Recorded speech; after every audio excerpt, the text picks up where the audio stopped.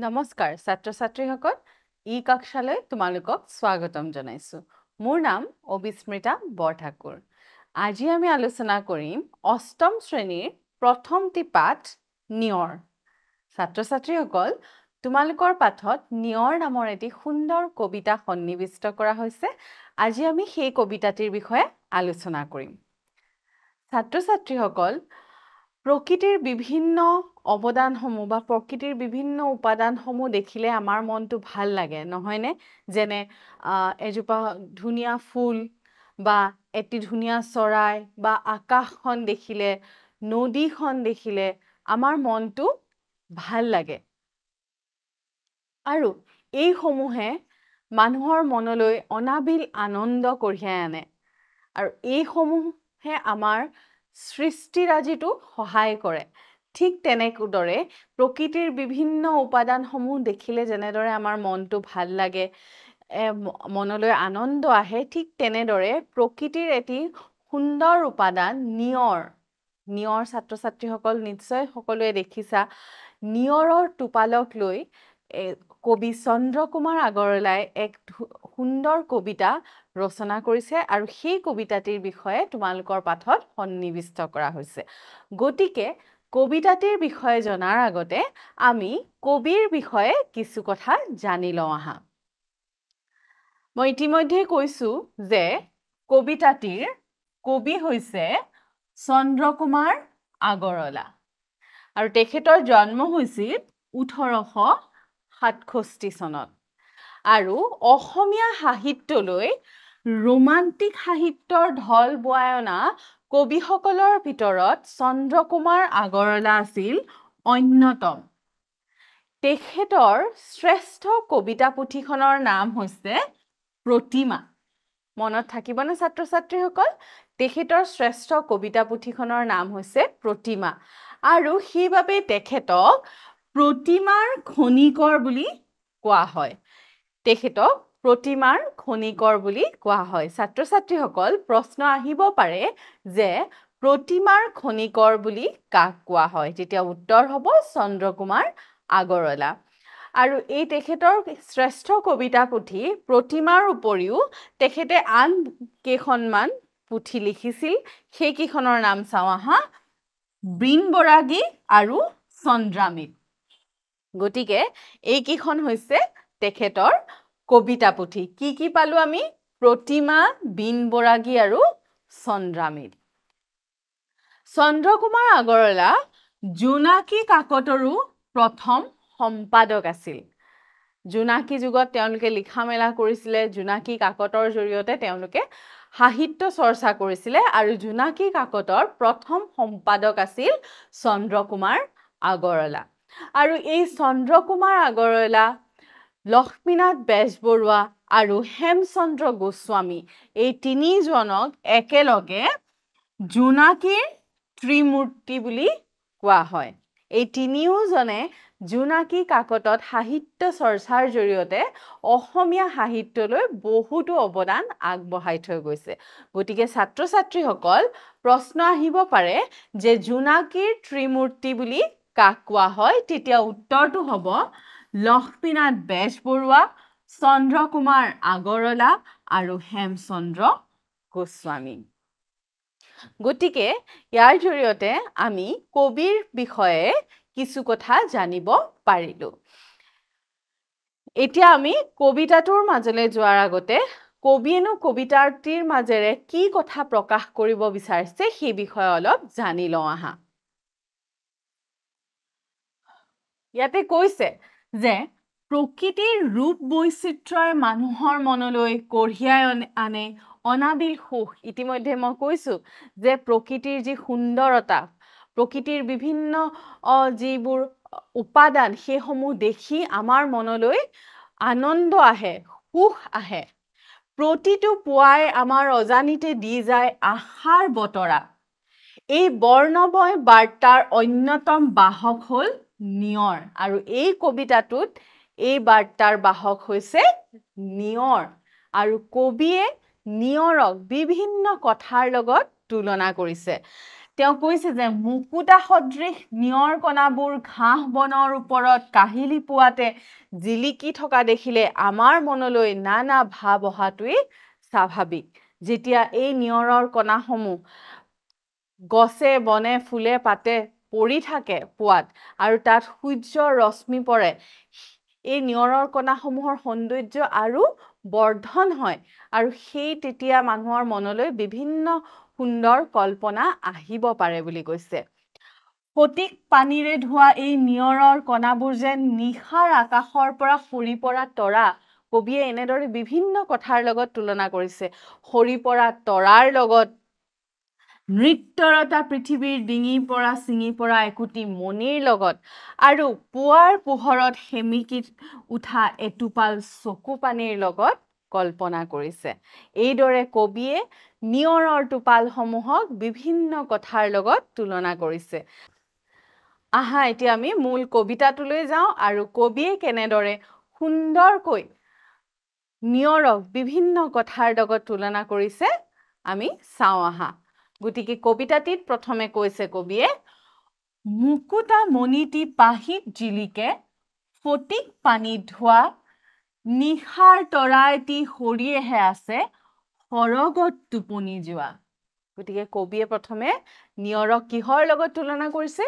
মুকুতা মণিৰ লগত তুলনা কৰিছে তোমালোকে নিশ্চয় ছাত্ৰ-ছাত্ৰীসকল মুকুতা মণি দেখিছা গতিকে এই যেতিয়া নিয়ৰৰ টোপালসমূহ বিভিন্ন ফুলে পাতে পৰি থাকে এইসমূহক দেখিবলৈ মুকুতা মণিৰ যেন লাগে এইসমূহ জিলিকি থাকে যেতিয়া তাত ৰ'দৰ পোহৰ পৰে এক জিলিঙনিৰ সৃষ্টি হয় আৰু সেইসমূহ দেখি মুকুতা মণিৰ দৰে লাগে আৰু সেইবাবে কবিয়ে কৈছে যে মুকুতা মণিটি পাহিত জিলিকে ফটিক পানীত ধোৱা ফটিক মানে হৈছে স্বচ্ছ চাফা পানীত ধোৱা এই যিসমূহ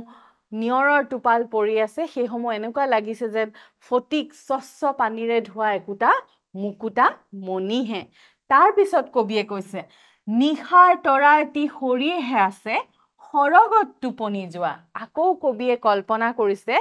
এই নিয়ৰৰ কণাসমূহক এনেকুৱা লাগিছে যে নিশাৰ আকাশৰ পৰা সৰি পৰা এটা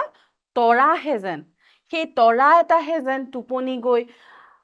পৃথিৱীলৈ নামি আহিছে এনেদৰে কল্পনা কৰিছে কবিয়ে নিয়ৰক তাৰ পিছত কবিয়ে কি কৈছে চাওঁ আহা নিজম আকাশৰ নিচুক কথাটি হিয়াত থৈছে হাসি কোন কাহানীৰ সপোন দেখিছে কোনে হাঁহিছিল নাচি আকৌ কবিয়ে কল্পনা কৰিছে যে নিয়ৰৰ এই সৰু কণাটিয়ে নিজম আকাশৰ নিজম মানে হৈছে নিস্তব্ধ আকাশৰ নিচুক গোপন বহুতো কথা যেন নিজৰ হিয়াত নিজৰ মনৰ মাজত যেন হাসি থৈছে এই সৰু সৰু টোপালসমূহে যেন আকাশৰ বিভিন্ন কথা নিস্তব্ধ আকাশৰ গোপন কথা কিছুমান যেন মনৰ মাজত হাসি থৈছে বুলি কবিয়ে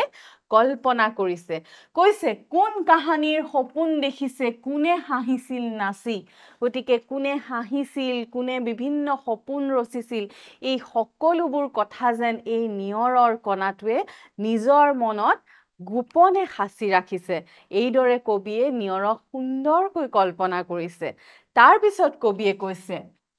ফুলনিত কোনে নিশা নাচিছিল ছিগি ৰৈ গ'ল মণি ৰঙিলীৰ ভাৱ হাঁহি নাচুনৰ ৰ'ল চিনে কণি আকৌ কবিয়ে কৈছে যে এই ফুলনিত হয়তো কোনোবাই ৰাতি নৃত্য কৰিবলৈ আহিছিল আৰু সেই নৃত্যৰতা নাৰীৰ ডিঙিৰ পৰা হয়তো মণি ছিঙি পৰিছিল আৰু তাৰেই চিন হিচাপে এই নিয়ৰৰ কণাবোৰ যেন পৰি আছে কৈছে ৰঙিলীৰ ভাৱ হাঁহি নাচুনৰ ৰ'ল চিনে কণি আৰু যি হাঁহি নাচুন নৃত্য কৰি গ'ল সেই নৃত্যৰ চিন হিচাপে যেন এই নিয়ৰৰ কণাটোৱে যেন থাকি গ'ল এইদৰে কবিয়ে কৈছে তাৰ পিছত কৈছে পুৱাৰ হেঙুলি বেলিটিলৈ চাই এটুপি চকুৰ পানী আকৌ নিয়ৰক কিহৰ লগত তুলনা কৰিছে এটুপি চকুৰ পানীৰ লগত তুলনা কৰিছে কবিয়ে কৈছে এনেকুৱা দেখিছে নিয়ৰৰ কণাটিক যেন এটোপাল চকু পানী পৰিছে আৰু তাত সেই হেঙুলি বেলিটিৰ পোহৰ পৰিছে পুৱাৰ ৰঙচুৱা হেঙুলি মানে হৈছে ৰঙচুৱা বেলিটিৰ যি পোহৰ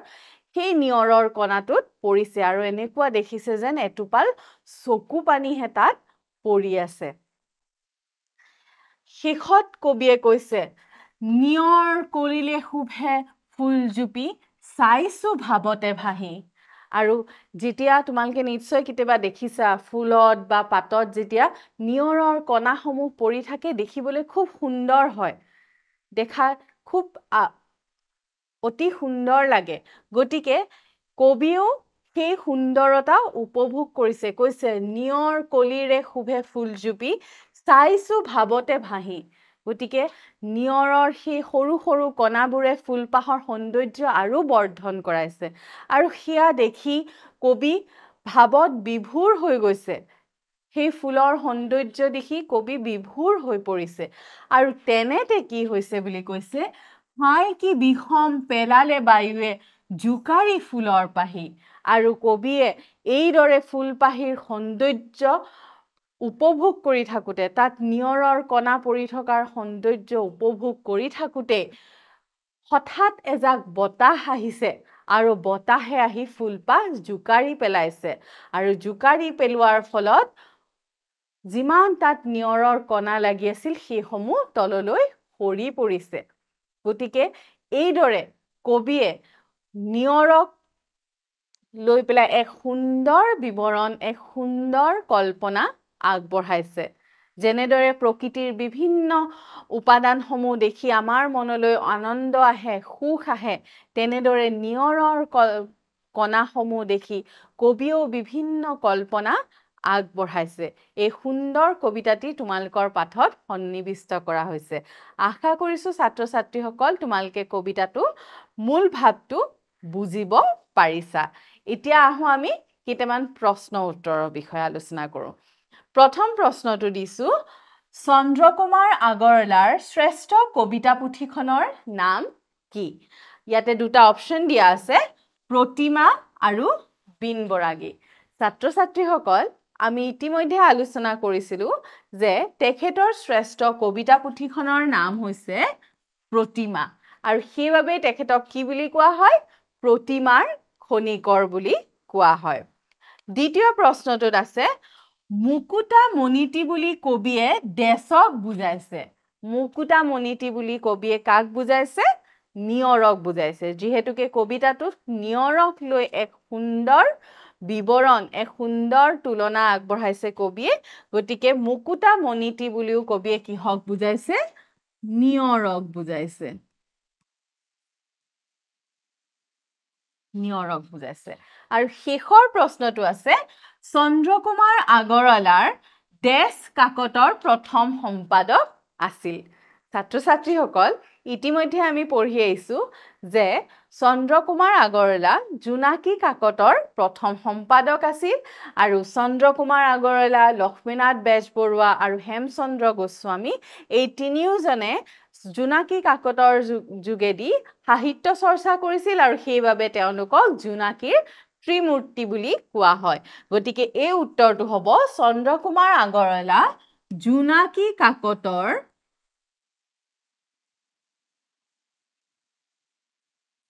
জোনাকী কাকতৰ প্ৰথম সম্পাদক আছিল গতিকে আশা কৰিছো ছাত্ৰ ছাত্ৰীসকল তোমালোকে কবিতাটিৰ মূল ভাৱ ভালদৰে বুজিব পাৰিছা ধন্যবাদ